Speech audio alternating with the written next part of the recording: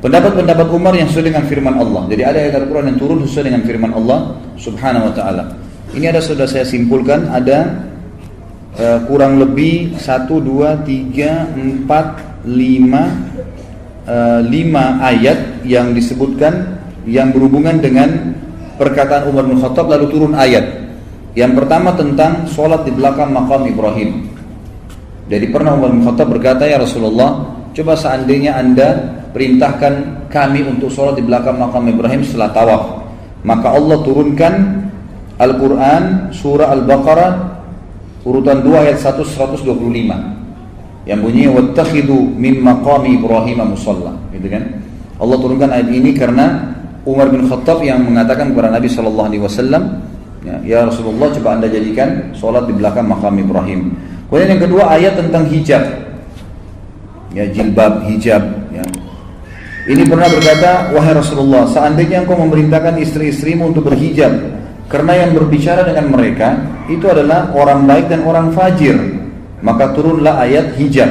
Dan yang hijab turunnya Al-Ahzab urutan 33 ayat 53 tentang Allah SWT menyuruh Nabi kita Muhammad SAW meletakkan hijab antara sahabat-sahabat yang bertanya kepada istri-istri, ya, Nabi SAW dengan istri-istri beliau sendiri.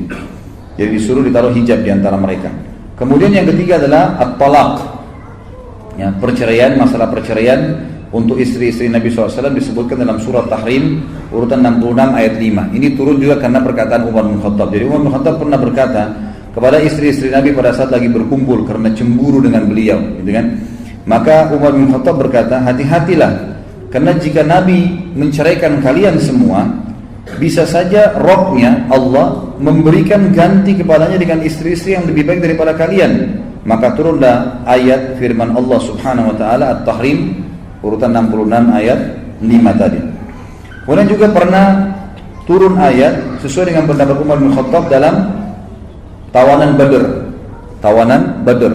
Jadi waktu Nabi SAW menawan tawanan Badr, kurang lebih ada 60 orang kalau tidak salah tawanan Badr, 60 atau 70 orang. Maka Nabi SAW bermusyawarah dengan Abu Bakar, Umar dan beberapa sahabat-sahabat Nabi yang lain, mengatakan kira-kira bagaimana? Apa pendapat kalian? Gitu kan? Maka berkatalah Abu Bakar, ya Rasulullah, mereka keluarga kita, sepupu dan kerabat kita, maafkan aja, baru kita mengambil dari mereka tebusan. Lalu pada saat itu Nabi SAW beralih ke Umar sambil berkata, wahai Umar, bagaimana pendapatmu? Kata Umar, demi Allah saya tidak sependapat dengan Abu Bakar, ya Rasulullah. Saya berpendapat agar Anda menyuruh kami memenggal leher mereka semua. 60 orang itu bunuh semua, ya Rasulullah. Anda datangkan kepada Ali, Aqil ini sepupunya, saudaranya Ali yang belum masuk Islam. Suruh Ali tebas lehernya. Datangkan kerabat terdekat saya, suruh saya tebas lehernya, Rasulullah. Datangkan kerabat terdekatnya Abu Bakar, suruh tebas lehernya. Nabi SAW mengatakan, kenapa harus dibunuh tawanan-tawanan Badar? Kata Umar, ya Rasulullah, mereka adalah pejuang-pejuang kafir. Mereka keluar dari Mekah memang untuk menyerang Islam. Ini bukan tawanan biasa, tawanan perang. Memang, dan mereka ini baru pertama kali menghadapi peperangan dengan kaum muslimin. Perlu kita masukkan rasa takut dalam hati mereka, dan Allah tidak melarang kita membunuh orang kafir yang berperang. Maka waktu itu Nabi SAW lebih cenderung dengan pendapatnya Umar, pendapatnya Abu Bakar untuk memaafkan dan mengambil tebusan.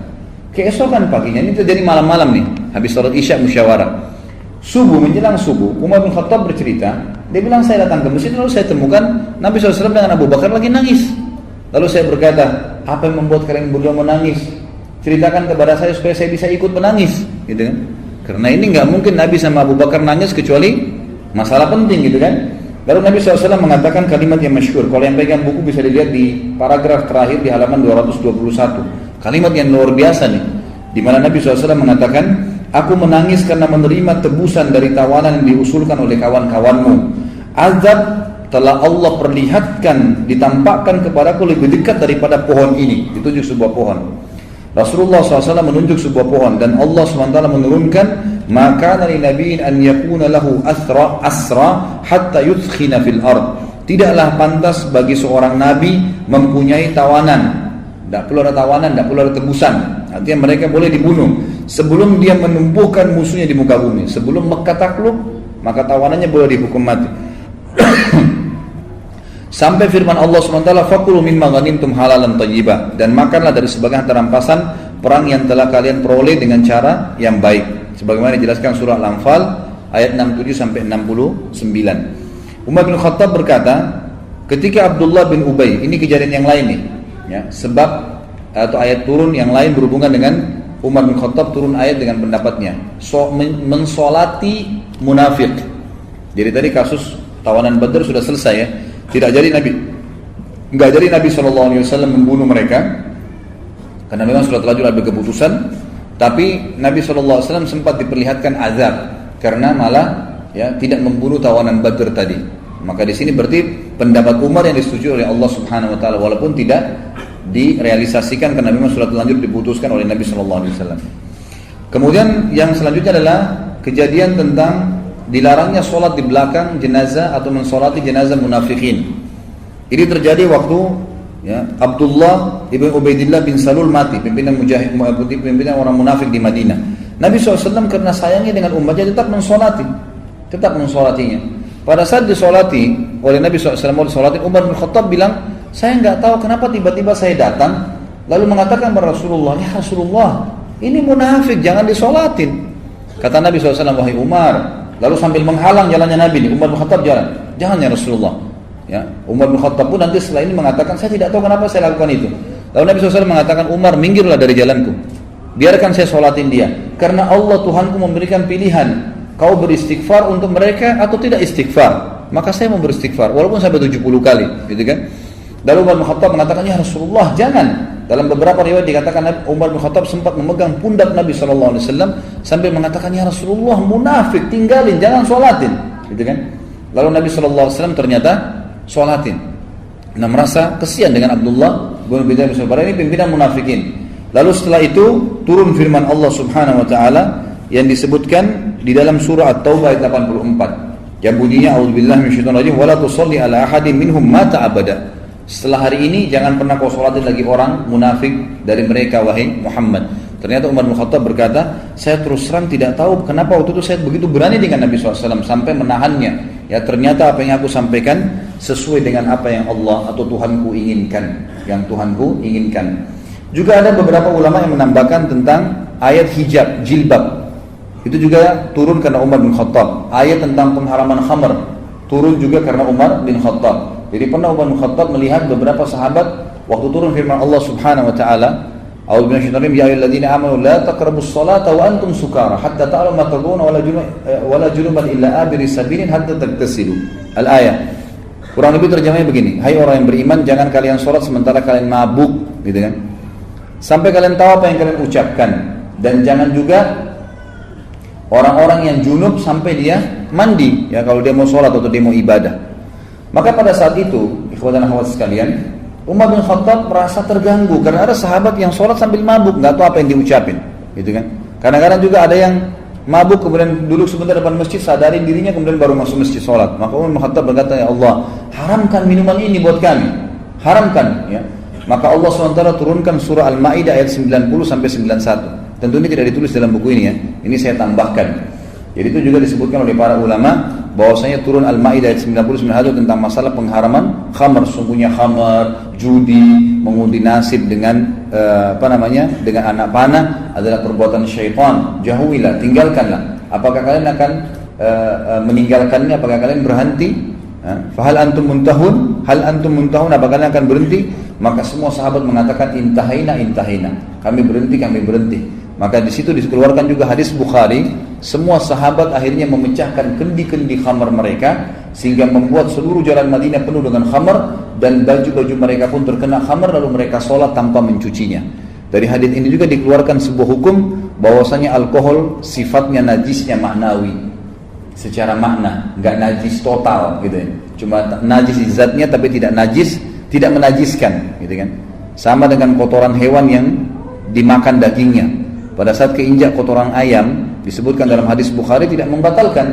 Hewan yang dimakan dagingnya, dia najis secara maknawi, secara makna, enggak menajiskan. Najis zatnya tapi tidak menajiskan. Dicuci bisa sholat, gitu kan. Dan ini juga sebagaimana khamr, sama alkohol. Karena para sahabat pecahin kendinya, kena baju mereka, mereka sholat tidak membersihkannya. Yang hukum lain adalah kalau dia meminumnya, bukan kasusnya adalah karena memabukkan, ya, bukan karena masalah najis secara maknawinya itu. Dan ini diambil juga dari kisah ini. Dan ulama mengatakan subhanallah, ini pelajaran imaniyah ya. Selama orang sholat di belakang makam Ibrahim, Umar bin Khattab panen pahalanya karena dia penyebabnya. Selama perempuan pakai hijab, jilbab, maka semua pahalanya diambil oleh Umar bin Khattab karena Umar yang menyebab, berdoa sama Allah. Selama ya istri-istri Nabi waktu itu tidak jadi diceraikan oleh Allah oleh Nabi SAW karena Allah yang perintahkan, Umar bin Khattab mendapatkan pahalanya. Selama waktu itu ya tawanan Badar berhasil lolos dan ada di antara tawanan nanti masuk Islam, Umar bin Khattab mendapatkan pahalanya. Dan selama orang munafik tidak pernah disolatin, ya, tidak pernah disolatin, maka Umar bin Khattab dapat pahalanya. Dan juga selama ya tadi yang terakhir yang saya sampaikan, selama khamr diharamkan dan tidak ada yang minum, maka Umar bin Khattab memanen pahalanya karena justru dia berdoa kepada Allah Subhanahu wa taala. Nah, ini sebuah hal yang positif juga ya. Kita dianjurkan kalau melihat sebuah kemungkaran tidak bisa memungkiri dengan lisan atau belum bisa, minimal kita mendoakan, ya Allah berikanlah hidayah penduduk Jakarta ini, berikanlah hidayah penduduk kota ini, ya Allah berikanlah hidayah keluarga saya. Satu waktu Allah berikan hidayah, kita dapat pahalanya. Dan itu yang Umar bin Khattab lakukan radhiyallahu anhu, walaupun beliau lengkapkan dengan penyampaian, berdoa sambil disampaikan kepada Nabi SAW agar Nabi SAW meminta kepada Allah Subhanahu wa taala. Dan kata para ulama, karena Umar bin Khattab ini betul-betul memegangi sebuah prinsip dasar, ini yang benar, maka ini dia patuhi. Semua hidupnya adalah wahyu, nggak ada yang lain. Maka itu sebab utama kenapa dalam hadis dikatakan syaitan lari daripada Umar bin Khattab. Dan ini disebutkan dalam riwayat yang sahih. Ini riwayat banyak, cukup riwayat diriwayatkan Imam Bukhari, diriwayatkan juga oleh ya Imam Bukhari menyebutkan, disebut dengan di sini. Pernah satu kali kata Sa'id bin Abi Waqqas, Umar bin Khattab minta izin masuk ke rumah Nabi SAW. Pada saat itu istri-istri Nabi lagi berbicara di hadapan Nabi SAW dengan suara mereka lebih tinggi dari suara Nabi SAW. Maka Umar bin Khattab waktu masuk, tiba-tiba istri-istri Nabi diam dan menurunkan hijab mereka. Lalu waktu Umar bin Khattab masuk, Nabi SAW senyum, tertawa melihat Umar masuk. Kata Umar, ya Rasulullah, apa yang membuat anda tertawa? Semoga Allah membuat anda tertawa seumur hidup. Itu biasanya doa begitu ya. Lalu kemudian berkatalah Nabi SAW, saya heran dengan wanita-wanita ini. Pada saat tadi kamu belum datang, suara mereka lebih tinggi dari suara saya, dan mereka juga belum menutup hijabnya. Pada saat kamu datang, tiba-tiba mereka seperti ketakutan, meredamkan suara mereka dan menutup hijab mereka. Lalu Umar bin Khattab menghadap ke hijabnya, ya, seperti kayak kita sekarang ini ada gorden, gitu kan? Antara kita dengan akhwat itu dilihat gorden, menghadapi gorden tersebut. Lalu kata Umar, wahai musuh-musuh diri sendiri, gitu kan, kepada istri-istri Nabi. Dalam ayat dikatakan, wahai musuh-musuhnya Allah, apakah kalian segan dengan saya? Kalian tidak segan dengan Nabi SAW? Istri Nabi yang paling tua minta waktu itu Ummu Salamah. Ummu Salamah mengatakan, iya, karena Rasulullah SAW lebih lembut dan lebih baik daripada kau, hai Umar, gitu kan. Dalam ayat dikatakan, kau lebih keras daripada Nabi SAW, gitu kan. Maka pada saat itu Nabi SAW tidak menanggapin dialog antara Umar bin Khattab dengan istri-istri Nabi SAW radhiyallahu alaihinna. Jadi waktu itu yang diperhatikan oleh Nabi SAW adalah penyampaian wahyu yang lain. Kata Nabi SAW, wahai Ibnu Khattab, anak-anak Khattab, wahai Umar bin Khattab, demi zat yang ubun-ubunku dalam genggamannya, kalau seandainya kau lewat di sebuah lembah dan syaitan lihat kau lewat di lembah itu, maka dia akan cari lembah yang lain. Artinya karena tegasnya dalam masalah keputusan agama, gitu kan. Jadi halal, haram, yang dilarang, gitu kan. Sampai istri-istri Nabi pun kalau salah ditegur oleh Umar bin Khattab. Tidak ada toleransi bagi dia, semuanya diluruskan kalau memang salah. Dalam riwayat lain disebutkan, riwayat ini riwayat Tirmidzi, dikatakan kata Nabi SAW, inni la anzuru ila syayatinil insi wal jinni kad farru min Umar.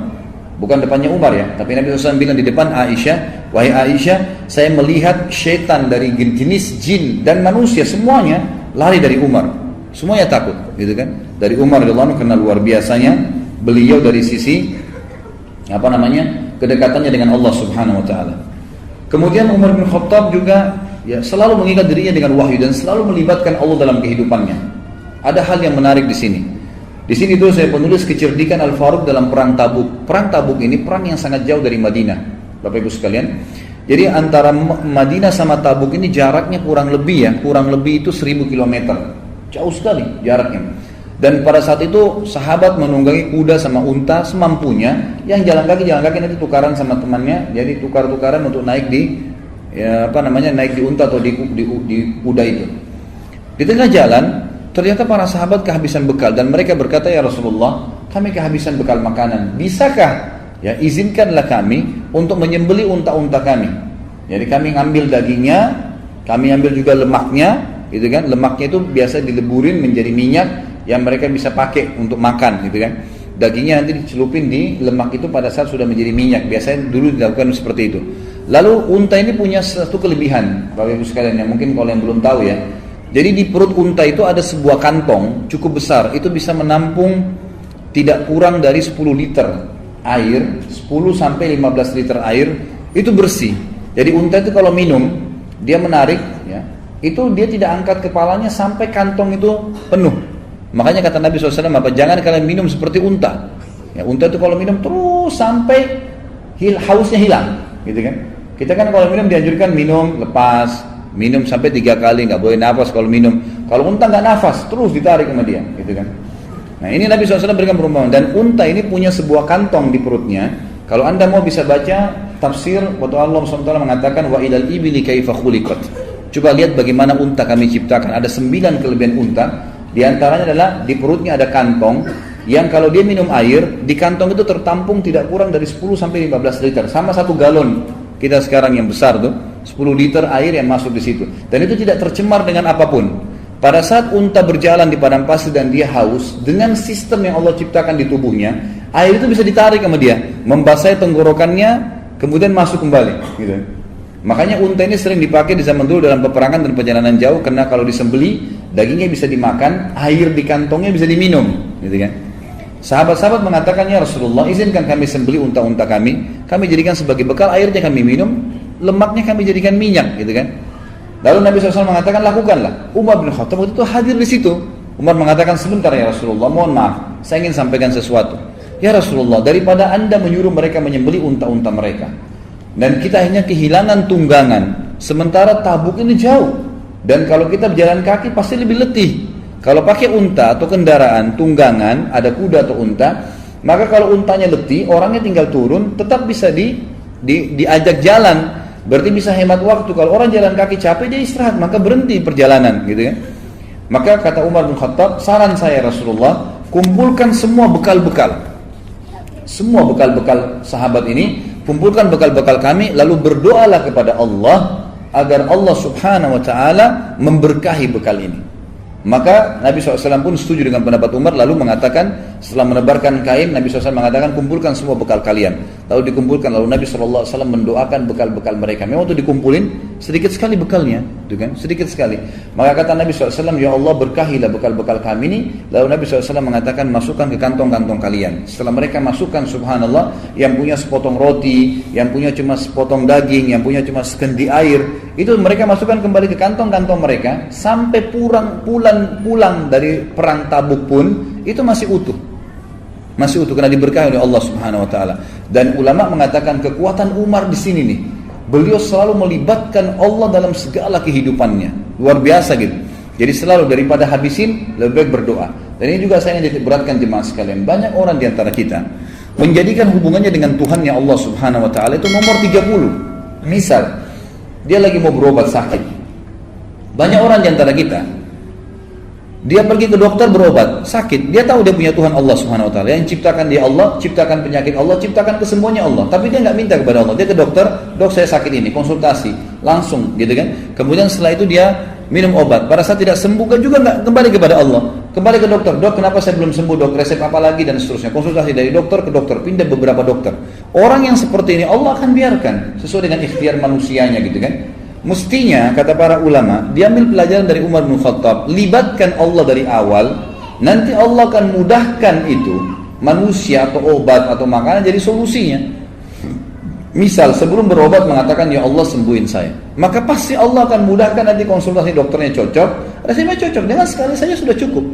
Disinilah kelebihan Umar bin Khattab radhiyallahu anhu. Beliau selalu libatkan Allah dulu di awal, baru kemudian ya, beliau berikhtiar secara manusia.